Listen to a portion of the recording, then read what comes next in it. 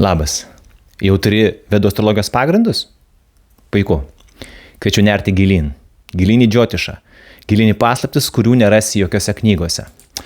Mano vardas Bartas Bespalovas, iš Vedų astrologija LT.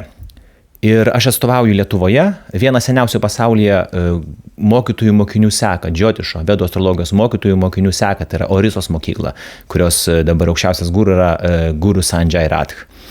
Tokių mokyklų yra 5 pasaulyje likusios, bent jau žinomos. Aš sveikinu, kad patekai į ją. Jeigu klausaisi šito įrašo, tai greičiausiai sako, kad užsiemi saviugdą, nujauti, kad gyvenime kažkas vyksta ir tai, kas vyksta, neatsitiktinai vyksta, kad gyvenimas talpina prasmingas pamokas, asmeninės užduotis. Jeigu taip, ačiū, kad esi, tokių sąmoningų žmonių šiandien tikrai trūksta.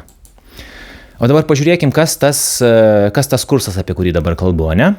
Jeigu tu esi susipažinęs jau su planetomis, su astrologiniais ženklais, astrologiniais būstais, žinai, kokia planeta kokį namą valdo, ne, astrologinį būstą, žinai, kur kilimo pozicijos, kur kritimo pozicijos planetų, kokie planetiniai žvilgsniai, ten degimas ir taip toliau, reiškia jau šitam kurse susigaudysi. Aišku, jeigu neturi pagrindų visiškai, yra tam skirtas greitas startas kursas ir ten gerokai daugiau išmokų negu pagrindus, dar asmenybės analizės, visą esmę. Bet jeigu žinai tuos mano išvardintus pagrindus, jau susigaudysi kurse. Sveikinu, gali dalyvauti, čia visas šitas įrašas yra apie tai. Kadangi Radža Džiotišą mokyklą atstovauju, tai reiškia pačioj pradžioj iš karto išsilyginsim tos tokius niuansus, skirtumus tarp kitų mokyklų, parodysiu, kiek ženklų, kad 6 astrologiniai ženklai turi 2 valdovus. Ir tai labai prasminga, bet to neįmanoma analizuoti smulkiai horoskopo. Paaiškinsiu, kaip tai sužiūrėti, reiškia viskas, papildysiu tos pagrindus, kuriuos jau kažkur susirinko, tai jeigu iš manęs tai paprasčiau bus, jeigu ne iš manęs tai irgi labai greitai susigaudysim, kas kur. Programos nustatymus iki smulkmenų parodysiu, kaip perduoda paramparą, kaip perduoda mokytojų mokinių seka. Ir dabar aš nuosekliai papasakosiu, ko išmokysiu šiame kurse. Kuris vadinasi 2 Vedų astrologijos kursas. Vedų astrologija LT tinklapyje rasite jo tokį gana trumpą aprašymą, čia truputį išsiplėsiu. Reiškia taip, pirma, pagilinsime žinias, perduosiu, kaip tiksliau analizuoti gyvenimo sričių pažeidimus. Pavyzdžiui, jeigu turite pagrindus, galite daugmaž jau žinoti, kokiam astrologiniam būste yra kokios problemos. Matot, 2 astrologinis būstas pažeistas, pavyzdžiui, taip. Bet ar gebate suvokti, analizuoti, ar konkrečiai su turtu problemos pas žmogų, ar su šeima, su maistu, ar su kalba? Parodysiu niuansus D1 horoskope, kaip atsirinkti, kur konkrečiau nueina horoskope pažeidimai, kur nueina problemos gyvenime. Tiksliau. Kaip pavyzdžiui, 5 astrologinis būstas ten, ar jo būstas, lordas pažeisti, jau tai mums kai ką sako, taip, jeigu mokėtės pagrindus. Tvarkoj, bet ar problemos konkrečiai su vaikais, ar problemos gal su valdžia gal problemos, gal su studentais problemos, gal iš viso su meilės intrigomis. Tai va, šitą dalyką išmokysiu berods jau pirmoj paskaitoj. Kursas apima 11 paskaitų, 11 savaičių ir po to bendravimas tarp namų darbai, bendravimas grupėje tarp paskaitų. Kita paskaita bus skirta gebėjimams, talentams analizuoti. Ir tai praktiškai nereikia žiūrėti į D1 horoskopą. Talentus rodo atskira dalinė varga, atskiras dalinis horoskopas, išmoksiu jį analizuoti. Reiškia, pamatysim, pažiūrėsim, vienas žmogus, akivaizdžiai horoskopas rodo talentai sportui, talentai technikai, pavyzdžiui, ne? Pas kitą žmogų matysim, talentas intuicijai. Intuicijos talentas, jis jaučia, pas jį yra ta duotybė. Pas kitą balsas gražus, dainavimo talentas, empatijos talentas, kažkas geba kalbėti, kažkas tiesiog charizmos turi, emociškai prie žmogaus gali prieiti, taip, visų šituos niuansus, kaip tiksliai matyti horoskope, pamokysiu. Ar pas žmogų gebėjimas mokyti, ar tiesiog analizuoti detalės, tyrinėti, nestandartinius dalykus suprasti. Ir su visa eile įžymių žmonių horoskopų, kad matytumėt, kad šitas dalykas veikia kaip laikrodis. Geležiniai veikia, gebėjimo analizė ir labai svarbi. Jeigu kam nors norite padėti, tai yra vienas iš esminių dalykų. Pasakykit, ką žmogus, kokius gebėjimus turi, jūs gali net nepastebėti. Taip. Tai paskaita bus šitam skirta. Dar viena paskaita bus skirta silpnybių analizėm. Reiškia taip. Dar supažindinsiu dar su dviem nepagrindiniais, o dviem daliniais horoskopo pastatymais. Trimšamša, šaštiamša, tai reiškia 30 horoskopų, 60 horoskopų. Ir parodysiu, kaip analizuoti, kokios silpnybės pas žmogų gali pasireikšti. Gal pasvaigintis polinkis, kokios intoksikacijos yra. Gal yra polinkis, tiesiog piktumas lenda greičiau nei pas kitus žmonės. Gal susireikšminimas ego, ar toks geismas, ne? Veneros mes vadinam šitą silpnybę. Gal geismas pas žmogų yra stipresnis ir tai yra pasireiškia konkrečiai kaip silpnybė, tai ne talentas. Visiškai kitaip horoskopę žiūrim. Reiškia taip, papildomi 2 daliniai horoskopai, jų analizė, silpnybių analizė. Ir dar parodysiu, kaip įsiaiškinti, ar tai išoriškai pasireikš ar ne. Ar turi žmogus gal truputį ten kažką piktesnis, bet realiai nelabai tai pamatysi, su savim dirbai, save taip suvaldo, arba gal truputį kartais vakare kokią mauktelį, stiklinę vyno, taurę vyno. Bet nepasireiškiam gyvenime, ta prasme, ta intoksikacija kaip didelė problema. O kada silpnybės pasireiškia kaip problema? Reiškia ir su silpnybėm išmokysiu analizuoti horoskope silpnybės ir parodysiu, kaip suprasti, ar tai yra problema žmogui gyvenime, ar išoriškai pasireikš, ar nepasireikš. Paskaita viena bus skirta tirti, kaip žmogaus gyvenimo eigoje keičiasi jo charakteris. Sutikit su manim, kad nėra, kad nuo vaikystės tokiam savim pasižymi ir visą laiką tokios išlieka tokio pačio intensyvumo visą gyvenimą. Be abejo, mes keičiamės. Ir labai stipriai mūsų savybės keičia, pavyzdžiui, partnerystę, gyvenimą šeimoje, su kuo mes šeimą sukuriam, tai įtakoja mus. Ten darbas, skirti dalykai. Reiškia, parodysiu, kaip gyvenimo eigoje, kokios mūsų savybės vystosi, kokios atsiskleidžia, kas kaip keičiasi. Kaip stebėti žmogų ne kaip vientisą vienodą būtybę visą gyvenimą, bet kaip matyti, kaip jo charakteris keičiasi gyvenimo eigoje. Po to vienoj paskaitoj aptarsim detaliai, kaip matyti, kokia saviugdos praktika su kokiais astrologiniais būstais susijusi, su kokiais gyvenimo sferom susijusi. Reiškia, jeigu yra problema horoskopę identifikavote, tarkim, ten su broliai sesėm, su kokia saviugdos praktika žmogus gali tai harmonizuoti. Reiškia, paaiškinsiu, kaip su horoskopu susijusi meditacija, kaip su horoskopu susijusi mantra, kaip su horoskopu susiję jogos pratimai. Reiškia, įvairių rūšių dvasinės praktikos, saviugdos praktikos ir kaip jomis mes galime harmonizuoti horoskopą. Ką konkrečiai jos veikia horoskope, kiekviena iš tų praktikų, ką konkrečiai veikia horoskope. Ir kaip tai daryti, kaip daryti, kada daryti tas praktikas, kad padėt konkrečiam žmogui. Labai svarbią temą dar apimsim antrame kurse – adekvatumą žmogaus. Reiškia, gali tai būti ir pas daug žmonių pasitaiko. Žmogus pasireiškia realiai vienomis savybėmis, o pats galvoja, kad aš kitoks. Galvoja, kad aš apie save vienaip įsivaizduoju, o reiškiasi kitaip. Kaip tai matyti horoskope, paaiškinsiu. Paaiškinsiu horoskope ne tik tai, kaip matyti požiūrį kažkaip neadekvatų į save, bet kaip pamatyti požiūrį neadekvatų į skirtingas gyvenimo sritis. Gal pas tave santykių suvokimas kažkoks keistas ir dar taip pat parodysiu, kokie požymiai rodo, kad žmogaus požiūris į kažkokį gyvenimo sritį, pavyzdžiui, santykius, iš esmės gyvenime turės nulūžti, kaip sakant, turės pasikeisti kardinaliai, taip likimo skirta. Arba, pavyzdžiui, požiūris į maistą, požiūris į prievartą ar dar kažką. Žodžiu, žmogus gyvena savo, valgo mėsą, gal biškį net yra pats agresyvokas. Kažkas gyvenime pasikeičia, paukšt, vegetaras, ahimsa, tai reiškia neprievartos principo pradeda laikytis. Kaip tai matosi horoskope? Pamokysiu, parodysiu. Ir apskritai parodysiu, ne tik tai parodysiu dar, kaip bendrai pasižiūrėti, kiek žmogus, apibendrinant, kiek žmogus yra adekvatus ar neadekvatus. Taip pat parodysiu, ant kiek jis yra čia ir dabar, ar jo dėmesys nuolat į ateitį, ten planai, ateitis, vaikai, dar kažką, ar nuolat prisiminėja, grįžinėja, dėmesys daugiau praeityje, ten, o jeigu aš taip būčiau padaręs, o jeigu taip nebūčiau padaręs, o jeigu čia to nebūtų.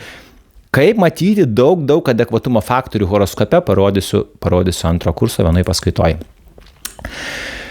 Labai įdomi analizė bus, kuri prisidės prie tos analizės, kokią iki šiol jūs esate darę. Dažniausiai žmogus pagrinduose, horoskopo analizės pagrinduose susipažįsta, kaip matyti skirtingas gyvenimo sritis, taip vadinamas bhavomis arba astrologiniais būstais, ir pamatyti, ten yra pažeidimas, čia sunkiau, čia lengviau, ne, kaip sakiau, šitam kursą aš patikslinsiu šitą analizę, pasmulkinsiu. Bet prie to dadėsim visiškai naują sluoksnį. Ne tik kokioj gyvenimo srity kaip sunku, ne ar lengva. Mes matysim, koks mano požiūris į kiekvieną joje kažkaip sekasi man, bet koks mano požiūris, koks mano santykis į tą gyvenimo sritį. Tai reiškia, 2 analizės sujungsim, vieną ant kitos uždėsim. Pavyzdžiui, su vaikais sunkoka, ne, gyvenime, ten serga, ten yra kančių, taip toliau iššūkių, ten kažkur sritis, kuri nelengva gyvenime, ne? Bet gal man ta sritis, gal mane vaikais šitas sritis taip daro laimingų, kad man visi šitie dalykai dzin. Arba, pavyzdžiui, su pinigais, ne? Su pinigais iš esmės gerai, bet pa žmogų požiūris tos pinigus, kažkoks šaltas, atsainus, gal iš viso jis taps asketiškesnis. Va tokie dalykai. Labai skirtingai, pa žmogų gerai gali būti su ta sritimi, bet jos požiūris dar įtakoja, koks pasisantykis su ta gyvenimo sritimi. Labai įdomi analizė, tam skirsim visą paskaitą. Greitam startui išmokiau vertybiškumo analizės. Kas turi pagrindus, bet to nesimokė, reiškia, vėl taip pagilinsim. Ir apskritai, kas ir pas mane mokėsi, aš sakiau, dar 20% yra horoskopų, kurie yra labai subtilūs, ten vertybiškumo pasikeitimus galima gyvenime įžvelgti. Tai žodžiu, parodysiu, kaip matyti, žmogus doras, nedoras, vertybiškas, nevertybiškas, savanaudiškas, gal egoistas, gal kas. Ir pasižiūrėti potencialą jam apsiversti visai kitą polių. Pavyzdžiui, bus tokie sudėtingi pavyzdžiai, kaip nepaisant nusivylimų gyvenime, nepaisant nuoskaudų, nepaisant to, kad žmogus matė aplinkui pasiteisina tik tai koks nors smurtas ar prievarta. Vis tiek, kada žmogus nusprendžia, kad aš vis tiek einu į šviesą, nesvarbu, kiek aš nešvaros patyriau, mano aukščiausi idealai. Kada, kaip horoskopėse atrodo net tokie sudėtingi vertybiškumo analizės atvejai. Dar vieną paskaitą paskirsim tokiems dalykams. Pavyzdžiui, jeigu pagrindus praėjot, žinot, pavyzdžiui, paklausčiau, kaip Saturnas jaučiasi ožiaragyje. Ir daug kas atsakytų, ožiaragiai, svakšedatės nuosavam name, reiškia, šita planeta ir viską, ką simbolizuoja, turėtų pasireikšti gerai, komfortiškai, palankiai. Nebent yra tam papildomi visokių įtakų, kurias irgi mokėtės, arba aš priminsiu, jeigu nesimokėt. O kaip Saturnas jaučiasi dvyniuose? Tiesiog vien tik Saturnas dvyniuose, ką apie tai galite pasakyti. Arba mergelėje, arba skorpione. Jis ten nei kyla, nei krenta, nei svakšetra, nei savam būste. Po šito kurso pas jūs nebus atsakymo nežinau. Jūs žinosite kiekviena planeta, kiekvienam ženkle, kaip kalbant apie savijautą ženklę, tiksliai kaip jaučiasi. Kiek gali pasireikšti ar negali pasireikšti jos palankios savybės. Jos nešamų namų astrologinių būstų sričių, tas palankumas, nepalankumas. Kiek gali pasireikšti. Viską žinosite tiksliai. Kiekvienos planetos savijauta, kiekviename name jums bus aiški. Žinote tokį dalyką. 2 planetos kartu vienam astrologiniam būste, taip, tarp jų yra ryšys, vadinamas jute arba jungtimi. Tvarkoj, bet ar žinote, kad yra kai kurios nematomos jungtis, tarp planetų, pavyzdžiui, viena yra vienam ženkle, kita visai kitam gale horoskopo. Ir tarp jų ryšys yra dar stipresnis, negu jos būtų kartu. Parodysiu, net neįprastas planetų jungtis, jų stiprumus išaiškinsiu. Pamatysite daug horoskopę, ko jūs paprastai tik pažiūrėję horoskopą, ko nesimato. Va. Žodžiu, įvairiausi ryšiai nuo silpniausio iki stipriausio tarp planetų. Išmokysiu pažinti labai svarbias planetinės jogas, tai reiškia ryšius tarp planetų, rodančius didžios asmenybės savybės požymius, aukšto statuso požymius, populiarumo požymius, taikumo, gerėtiškumo tokio, arba kaip netaktiškumo požymius horoskope, matosi, kad žmogus. Tai nereiškia, matysim, aiškiai atskirsim nuo to, kas yra vertybiškumas. Žmogus gali būti doras, bet truputį netaktiškas. Arba labai gražiai kalbantis, labai taktiškas, bet suktas. Tos dalykus pažinsite horoskope. Pamokysiu, kaip tai atskirti. Perduosiu šiame kurse 2 skirtingas laikotarpių sistemas. Pirma laikotarpių sistema bus periodų sunkumo, tikslų tame periode, tą tikslą pasiekė, nepasiekė, ne? Ar tau jis nusikelia kitam periodui bandyti to išmokti. Nu, pavyzdžiui, matysis, ar tikrai buvo sunki vaikystė, tik tam tikram amžiui, kitam amžiaus tarpsnyje. Ar žmogus išmoko, ko turėjo išmokti tame tarpsnyje, ar jam gyvenime persikels tos pamokas mokytis vėliau, gyvenime, ta prasme, turės vaikystės kažkokias užsipildyti traumas ir taip toliau. Taip pat perduosiu sistemą pikinių laikotarpių, tai vadinamu, kada vyksta perversmai gyvenime, kada vyksta stiprus įvykiai gyvenime. Ir apskritai paaiškinsiu, kaip kompleksiškai žiūrėti žmogaus kiekvieną, kada žmogus subręsta. Asmenybės branda yra skirtinga kiekvienam žmogui, tai parodysiu. Taip, parodysiu tokį įdomų retai kur nors apskritai minimą horoskopo pažeidimą, kas rodo kliūtis, provokuojančias tavo sunkias emocinės reakcijas. Tokios kliūtis, kur atrodo gyvenimo situacijos iš giedro dangaus kažkoks audra ar dar kažką, kur negali išspręsti, jeigu tai susijęs su sveikatos problemom. Net daktarai nepadeda, diagnozuoti negali. Reiškia kliūtis, kurios tave ten kankina, periodiškai gyvenimą kankina ir tu sugeneruoji negatyvias emocijas, kažkokius sunkumus. Kaip tai pamatyti greit horoskope, kur tai yra? Su kuo susijusios tos kliūtis. Ir yra technika, harmonizacija, kuri jau tą pačią dieną veikia, jeigu ją darai. Jau tą pačią dieną palengvini žmogaus, tą dieną, kai naudoji tą praktiką, kliučių vieta horoskope, ji negali tavęs, tas nekabina, negali tavęs tiek išprovokuoti emocijom sunkiom. Parodysiu šitam paskaitą skirsim. Parodysiu, kaip manastrai, ta prasme, kaip vibracijom, garsinėm vibracijom mantromis, harmonizuoti kiekvieną horoskopą. Perduosiu mantras, pirmą eilę mantrų, kurios niekad nepakenks, jos tik tai pozityviai veikia. Nieko savo pakenkti negalite, tai tik į gerą. O antras dalykas, kaip parinkti mantrą konkrečiam horoskopui, ne tik konkrečiam horoskopui, konkrečiam horoskopo pažeidimui. Kiekvienam žmogui surasite, kas bebūtų pas jį horoskopę, kokią problemą berastumėt, žinosite, kokią mantrą skirti, kokią mantrą jam padeda harmonizuotis, padėti savo šitą gyvenimo situacijoje. Ir plus, pasakysiu, kaip matyti horoskopę. Labiau padės, o kam mažiau padės, kam bus labai sunku šitą praktiką daryti. Irgi atpažinti, kad žinosim, kai kam vis dėlto netaip lengva, gali nepadėti ir jokia mantra. Būkime adekvatus, ne visas problemas gyvenime galime išspręsti dvasinėmis praktikomis. Perduosiu tarp visų įmanomų kelių dvasinių, o ne kažkokių dvasinių kelių. Tarp visų įmanomų dvasinių kelių, kokie keliai yra labiausiai tavo, šitai asmenybei tinkantis. Tarkim, vieną kelią, kuris vadinamas į savo misijos šviesų atlikimą, ne? Kaip padaryti, kad gauti paramą savo kažkokį kelrodį savo misijai, ko aš variu atlikti. Kokios praktikos, koks dvasinis kelias žmogui tinkamas šitai misijai, tokiam tikslui. Koks dvasinis kelias veda praktiškai link nušvitimo, bet jis yra sunkus. Šitą kelią irgi parodysiu, kiekvienam horoskope galėsime tai surasti, ne? Reiškia kelią, kuris tiesiai veda į tavo tokius iššūkius gyvenime, kad tu praregėtum, ne? Pamatytum iš karto iš aukšto, pamatytum ne iš aukšto, bet iš perspektyvos savo gyvenime, iš karto savo tam tikrų ego atsisakytum ir taip toliau. Nelengvas kelias, bet tiesiai nušvitimą, arba kitas kelias yra labai šviesi savo pareigų atlikimui. Reiškia, pagrindiniai dvasiniai keliai, jų skirtinga energetika, skirtingo pobūdžio tie keliai. Vienas padeda tau materialiai gyvenime viską atlikti kuo šviesiau, kad kiltum į viršų. Kitas tau duoda iššūkius, kad labai greit nušvistum.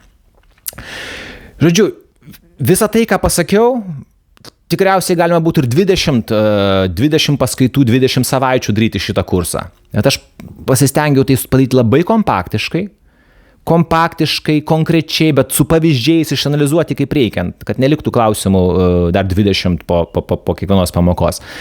Tai žodžiu, sudėjau į 11 savaičių kursą.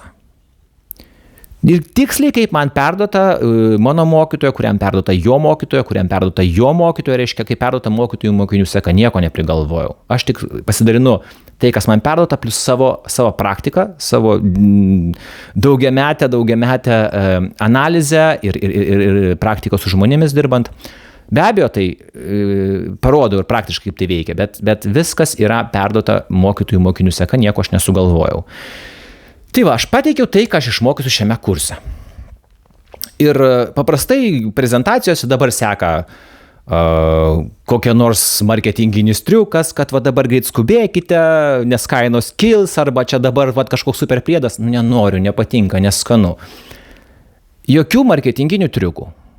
Jeigu patinka, įdomu, tarsi matot, kaip aš šneku, kokia aš asmenybė, kaip aš perduodu informaciją, kaip formuluoju jos, jeigu jums tinka, pas mane mokytis, toleruojat mano būdą, geras ženklas. Jeigu įdomios temos, jums tai yra svarbu išmokti, norit išmokti tai, ką aš jums nusakiau, ką aš šitame kurse išmokysiu, tai prašau, tiesiog kviečiu registruotis veduastrologija.lt, mokymai, astrologijos mokymai, antras kursas, reiškia jau turintiems pagrindus, ir registracija.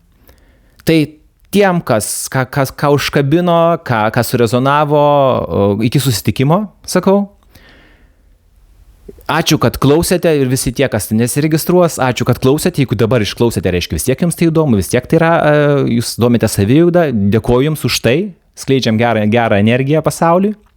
Ačiū, kad domitės, jeigu pasidalinsite, ačiū šito video, jeigu paspausite like, ačiū, nes tokiais būdais šita informacija sklinda, pasieks visus tuos, kam reikia, kam yra tas,